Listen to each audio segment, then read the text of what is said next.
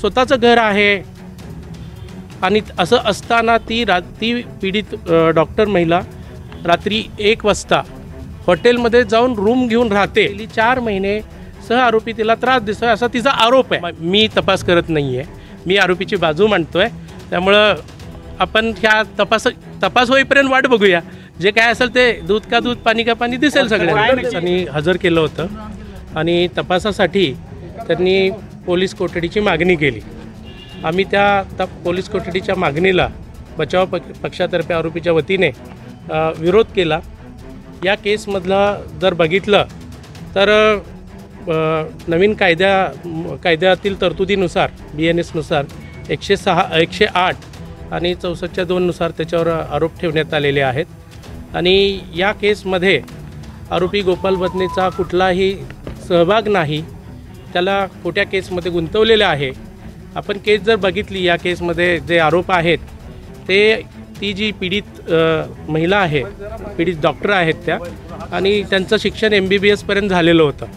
आणि ते फलटणमध्ये आरोपी नंबर 2 प्रशांत बनकर याच्याकडे भाड्याने राहत होत्या. आणि या केसमधला सगळ्यात महत्त्वाचा जो मुद्दा आहे, तिचं स्वतःचं घर असताना फलटणमध्ये ती हॉटेलमध्ये रूम घेऊन भाड्याने राहते. आणि फिर्यादीमध्ये सुद्धा आणि तिने हातावर लिहिलेल्या हस्ताक्षरामध्ये सुद्धा ते हस्ताक्षर तिचं आहे नाही, ही न्यायप्रविष्ट बाब आहे. हस्ताक्षर तज्ज्ञाकडून रिपोर्ट आल्यावर किंवा तपासामध्ये त्याची सत्यता पडताळली जाईल.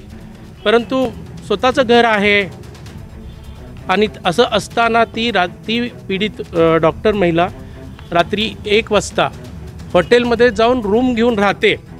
याचा अर्थ तिला त्या ठिकाणी काहीतरी त्रास झाला, तिला राहणं अशक्य झालं. आणि तिने केलेल्या आरोपामध्ये गेली 4 महिने सह आरोपी तिला त्रास देतोय असा तिचा आरोप आहे. मला त्या आरोपाबद्दल या स्टेजला कारण आरोपीकडून घेतलेल्या माहितीवरूनच मी जे काय ते आपल्यासमोर बोलतो. मी या आत्ताच्या घडीला त्याच्या सत्यतेबद्दल मी काही कमेंट करत नाही. परंतु जर बघितलं याच्याविरुद्ध जर आरोप केलेला, गोपाल बदनेंविरुद्ध पोलीस अधिकारी असल्यामुळं थोडासा मीडियामध्ये हा प्रश्न उचललेला आहे. मीडिया ट्रायल पण चालू आहे. परंतु सत्य तपासामध्ये येईल, तपासामध्ये कळेल. कारण तिने जे आरोप केलेत बलात्काराचे त्याही आरोपांचं आम्ही खंडन केलेलं आहे. कारण जर एखाद्या स्त्रीवरती जर बलात्काराचा आरोप केलेला असेल तर ती स्त्री बलात्कार कुठे झाला, किती वाजता झाला, कुठल्या ठिकाणी झाला, किती तारखेला झाला, या गोष्टींच्या तारखा ती लिहून ठेवेत. पण आणि या गुन्ह्यामध्ये ही फिर्यादीमध्ये किंवा सरकार पक्षाने केलेल्या आरोपाची एक ही बाब आहे. दुसरी जी बाजू आहे या गुन्ह्याची, कारण या केसमध्ये आपण जर बघितलं तर पोलीस अधिकारी तिला अटकपूर्व वैद्यकीय तपासणी करत असताना तिला फिट करून द्या असं काही आरोप केलेले आहेत त्यांनी किंवा नातेवाईकांनी केलेले आहेत. तर त्या आरोपाच्या बाबतीमध्ये ह्या ज्या डॉक्टर होत्या त्यांना नाईट ड्युटी असायची आणि त्या नाईट ड्युटीवरती असताना पोलिसांनी अटक केल्यानंतर आरोपीची अटकपूर्व वैद्यकीय तपासणी करणं, त्यासाठी त्यांना घेऊन जाणं हा पोलिसांच्या कर्तव्याचा भाग आहे. त्यांनी काय दुसरं चुकीचं गैर केलं असं मला नाही वाटत. आता यांना ते करायचं होतं ह्या सगळ्या गोष्टी अनुत्तरित आहेत. परंतु तरीसुद्धा या पोलीस अधिकाऱ्यांनी त्या आरोपीची अटकपूर्व वैद्यकीय तपासणी वेळेवर करत नाहीत किंवा करायचे टाळाटाळ करतात. आणि तपास करत असताना ते त्यांचं जे कर्तव्य आहे ते बजावत नाहीत. याबद्दल त्या पीडित डॉक्टर महिलेविरुद्ध जिल्हा शल्यचिकित्सक यांच्याकडे तक्रार अर्ज केली आहे आणि त्याची ती इन्क्वायरी चालू आहे. आणि त्या इन्क्वायरीमध्ये सुद्धा त्यांचा जबाब घेतला आणि त्यांनी देखील पोलीस अधिकारी त्यांच्यावर दबाव आणतात वगैरे वगैरे. आता शेवटी आरोप केल्यावर प्रत्यारोप होणार.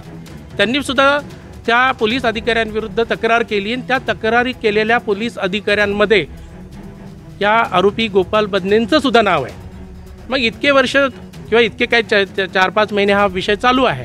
ह्या 4-5 महिन्याच्या कालावधीमध्ये त्यांनी या आरोपीने तिला लैंगिक अत्याचार केले किंवा इतर काय तिला त्रास दिला याबाबत कुठेही तक्रार केलेली नाही.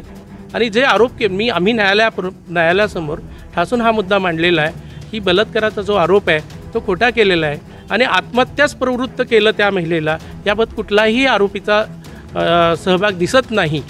त्यामुळंच हे या आरोपीला कुठल्या प्रकरणामध्ये गुंतवलेलं आहे तो निष्पाप आहे, निर्दोष आहे ते न्यायालय ठरवेल, पुराव्यामध्ये दिसेल. आणि या घडीला या व्यतिरिक्त दुसरं काही मला दिसत नाही.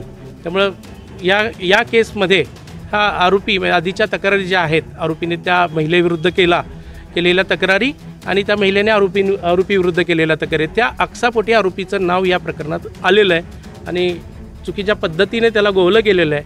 शेवटी त्याची नोकरी, त्याचं करिअर या सर्व बाबीमुळे गेलेलं आहे. त्यामुळे आतून तपास चालू आहे, न्यायप्रविष्ट बाब आहे. तुम्ही अत्यंत उत्तम आर्ग्युमेंट केलं कोर्टामध्ये, पण तुम्ही मीडिया ट्रायल असं म्हटलं, त्याचा मी रिपोर्टर म्हणून पहिले कंडेम करतो. ते तुम्ही रेकॉर्डवरती सुद्धा न्यायालयासमोर असं म्हटलात. नाही, ज्या फॅक्ट रेकॉर्डवरती आहेत त्या माध्यमांनी मांडणं नाही, याला ट्रायल म्हणता येत नाही. मी त्या पॉईंटवर 2 मिनिट तुम्ही एक बोला, मी त्या पॉईंटवर मी तुम्हाला उत्तर देईन. आता सोशल मीडिया आहे, तुम्ही जे काय त्या सोशल मीडियावर जे काय मला दिसते, काय टॅम्पर्ड असेल, काय एडिटेड असेल, काय गोष्टी असतील मला माहीत नाही, पण त्यामध्ये काही चुकीच्या पद्धतीने काही गोष्टी पण येत आहेत. मी तुमच्यावर वैयक्तिक कुठल्याही पत्रकार बंधूवर आरोप करत नाही आहे, मी नाही 2 मिनिट तुम्ही सगळे जर व्हिडिओज बघा आणि जे मला तुम्हाला दिसलं तर त्या मताशी सहमत राहा. नसेल शेवटी हे बघा, भारतीय लोकशाहीमध्ये मीडिया हा 4था पिलर आहे आणि आपण जे राज्यघटनेने तुम्हाला सर्व अधिकार दिलेले आहेत, मी मीडियालाही रिस्पेक्ट करतो. असं नाही की मीडियावर मी चुकीचा आरोप करतो आहे. पेपरमध्ये येते त्या गोष्टीला आम्ही मीडिया ट्रायल बोलतो किंवा या सोशल मीडियावर ज्या गोष्टी येतात न्यायप्रविष्ट बाबीबद्दल त्याला आम्ही मीडिया ट्रायल म्हणतो. बाकी कोणी वैयक्तिक ह्याचा घेऊ नये असं म्हणजे तुम्हाला क्वेश्चन केली आहे आर्ग्युमेंटमध्ये. सगळ्यात महत्त्वाची बाब जी ज्याला डाईंग डिक्लेरेशन म्हटलं जातं, तुम्ही अगदी लॅटिन फ्रेज इंग्रजीमध्ये ट्रान्सलेट करून कोर्टासमोर ऐकवली सुद्धा सरकारी वकिलांची सांगितलेली. तुम्ही कशाच्या आधारावरती सुसाईड नोट क्वेश्चन करता आहात किंवा मग ते म्हणजे त्याला काही आधार आहे का? आरोपीने त्या संदर्भात तुम्हाला काही सांगितलं का? नाही, आरोपीने मला त्याच्याबद्दल काही सांगितलेलं नाही. जे FIR होतं, रिमांड रिपोर्टमध्ये आलं, त्याच्या आधारे मी बोललो आणि हा आमचा लिगल डिफेन्स आहे. आणि सध्या ती बाब न्यायप्रविष्ट आहे. मी आधीही बोललो, कारण ते खरं खोटं काय ते तपासातच कळणार आहे. मी तपास करत नाही आहे, मी आरोपीची बाजू मांडतो आहे. त्यामुळं आपण ह्या तपास होईपर्यंत वाट बघूया. जे काय असेल ते दूध का दूध, पाणी का पाणी दिसेल सगळ्यांना. न्यायालयाने माननीय न्यायालयाने 4 तारखेपर्यंत आरोपीला तपासासाठी पोलीस कोठडी दिलेली. तर 30 तारखेपर्यंत, आय एम सॉरी 30 तुम्ही ते इंटरप्रिट करा, पण 30 तारखेपर्यंत न्यायालयाने आरोपीला तपासासाठी पोलीस कोठडी दिली. तुमच्या आर्ग्युमेंटच्या आधी आरोपीबरोबर चर्चा झाली. आरोपीचं म्हणणं काय सबमिशन होतं? आरोपीचं म्हणणं आहे की मी निष्पाप आहे, निर्दोष आहे. जे काय मी आपल्या न्यायालयासमोर मांडतोय किंवा ज्या काय गोष्टी तुम्हाला सांगतोय ते चर्चा करूनच सांगतोय.